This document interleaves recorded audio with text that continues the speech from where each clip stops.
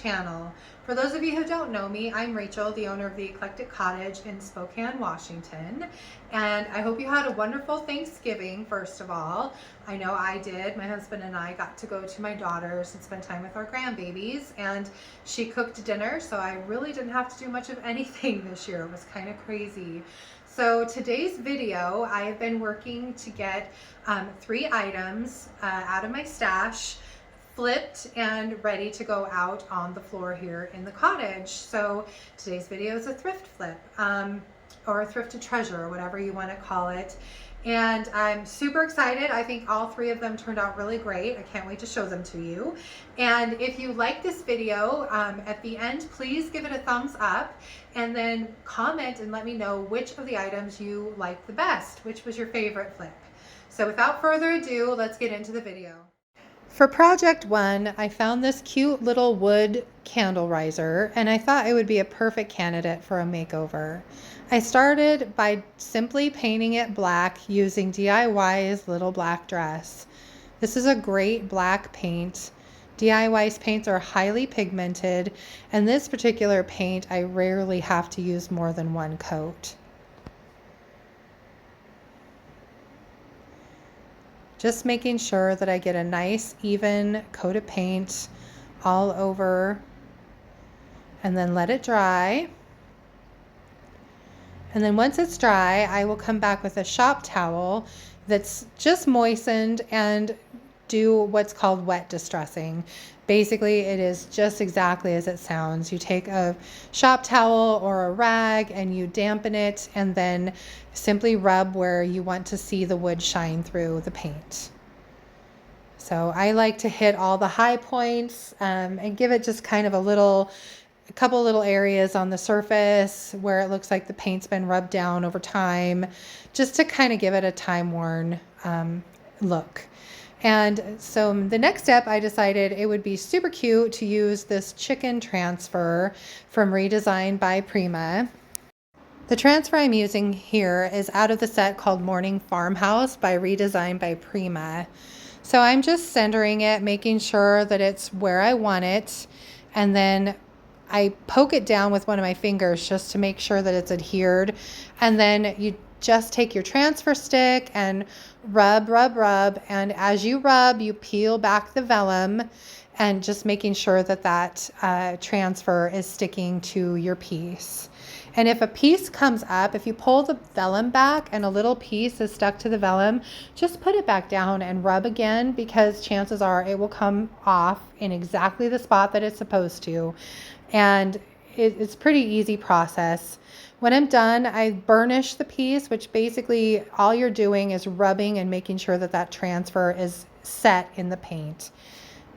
Now that it's done, I'm going to use clear wax on it. Unfortunately, I didn't get much video, but wax is pretty easy. You wax it on and then rub it off with a shop towel.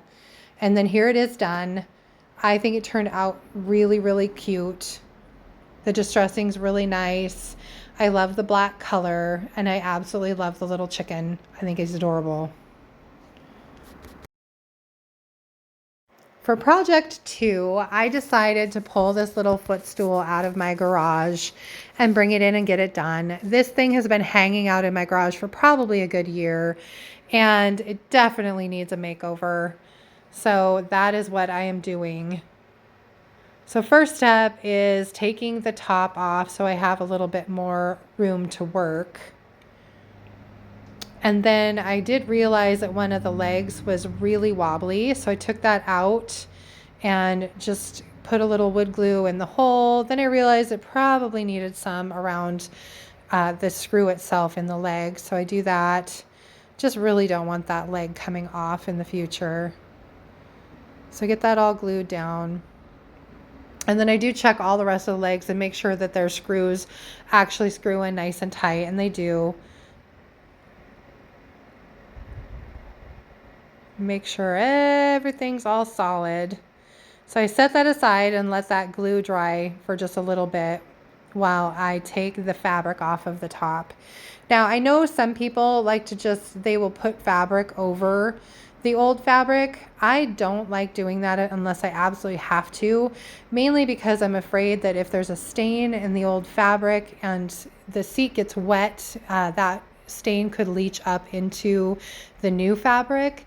And also because this was kind of a loud pattern on this fabric, and I was really worried that when I put new down over it, they'd still be able to kind of see the shadow of the old fabric, and I didn't want that to happen. So I'm just taking it off one staple at a time, and then I used my wire cutters to just kind of pull them out. And then once that's done, I get rid of this fabric. I really don't care for it, and it's old and dingy, so it goes in the garbage. Bye. So next step, I decided now that the glue had set some, I was going to go ahead and get this thing painted so that paint has time to dry. And again, I'm using Little Black Dress by DIY.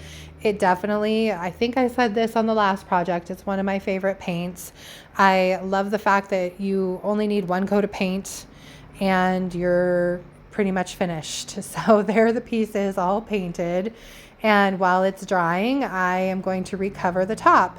I had this super cute farmhouse fabric, but I didn't think it was going to fit. And sure enough, I did not have quite enough width to cover the whole piece. So I had to put that away. And then I got out this cute daisy black and yellow fabric that I love. So I just cut out a piece that fits.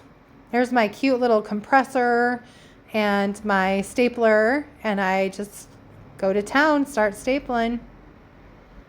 So I like to staple one side, and the key is making sure that the fabric is level all the way across. And then I flip and pull and stretch just a little, and then flatten it out with my hand and make sure that, again, as I'm going across with the staples, that the fabric is in a nice even line. And then I do the same thing on both ends.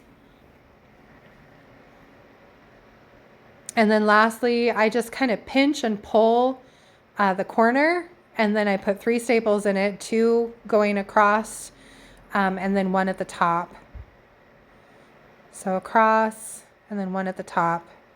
And I do that in all 4 corners, same exact procedure, just kind of pinch and pull tight, and then 3 staples. And once that's done in all the corners, I take my scissors and I cut off that cute little tail all the way around.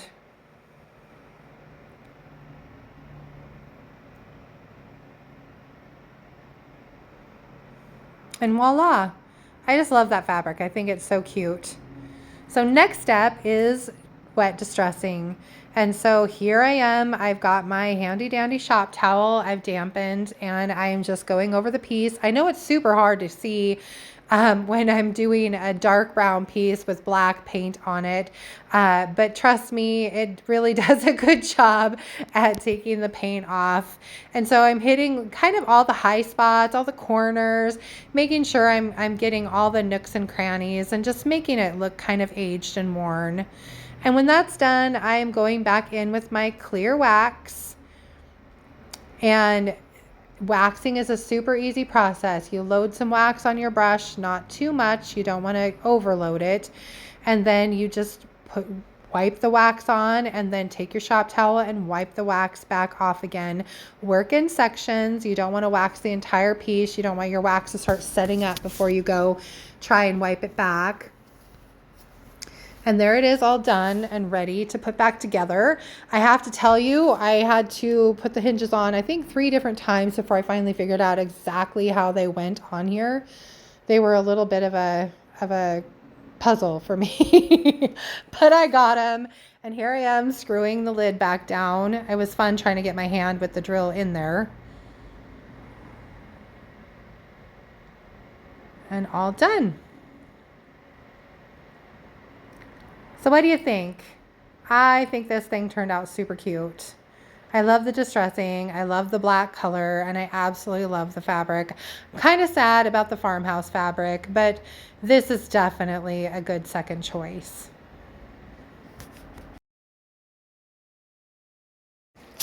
So for project 3, I had found this little, I'm assuming it's a plant stand in the Goodwill bins over on the coast somewhere. And I didn't really know what I was going to do with it. So I decided I would start by painting it white. And I really didn't like the top. It's so small.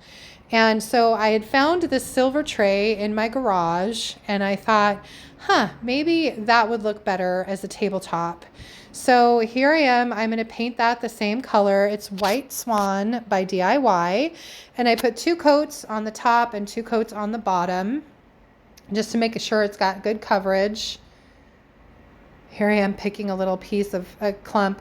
I'm down to the bottom of my can of White Swan, and so there are little clumpies in the bottom. So every once in a while one gets on my piece.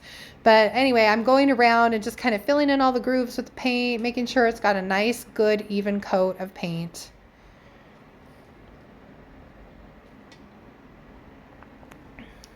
Once that's done, I set it aside so it can dry, and I go back to my piece and start waxing, and I'm just using up the rest of my Sloan clear wax. I normally don't suggest you dip your brush directly into your can of wax, but I'm using the very last of it on this piece. And waxing is a really simple process. You basically just load your brush, you rub on the wax, and then you take a shop towel and wipe it back. Super, super simple.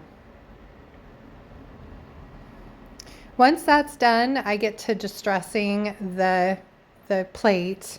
So I'm just trying to kind of wipe away some of that white paint and let that silver shine through a little.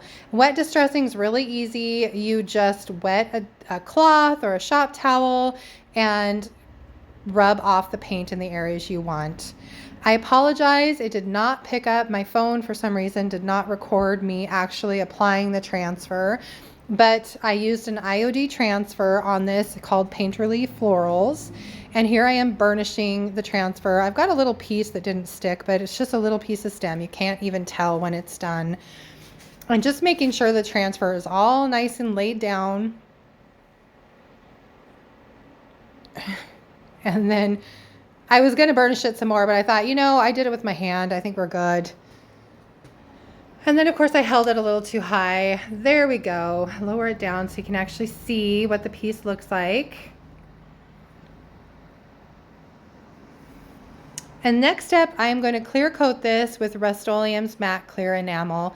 The reason I'm doing this rather than wax is because I want this to be a little bit more water repellent, and I thought that was a good way to do that. And plus I like the matte finish. And so here the piece is all done. I think it turned out super cute, and I absolutely love the fact that the top is actually decent size. So what did you think? Which piece was your favorite? Please comment below and let me know which one you like the best. I think for me, honestly, it's probably the little white table, just because that piece made no sense to me at all the way that it was. I thought it was so homely. I just needed to save it because I thought, what a cute little piece of wood. I could do something with it. And so I needed to rescue it. And so I brought it home. And I think that I turned it into something that is cute and functional and makes a lot more sense than it did originally. So that's my favorite. Although I did really like all the pieces. I love the fabric on the little footstool. I like the chicken on the little candle stand. So they're all near and dear to my heart, but if I had to pick one, it'd be the white table. Anyway, if you do like videos like this, if you like this type of content and you want to see more thrift flips, thrift hauls, furniture flips, DIYs, that kind of thing, please subscribe to my channel and hit the little notification bell, and that will tell you when I release a new video. My goals are Tuesdays and Thursdays. And so Tuesday will normally be some sort of a flip or a DIY, and then Thursdays will be my thrift haul from the weekend previous. And so Thursday this coming will be my thrift haul from this past week. My husband and I went out. We weren't hugely successful this go around. We did find some things, so it's going to be a relatively short video, but I do have some cool stuff coming at the cottage, and there might be a bonus video this week as I do an unboxing of some new products that I just got in. So anyway, thank you for watching. Please subscribe to my channel, and I hope to see you back here on Thursday. Have a good night. Bye.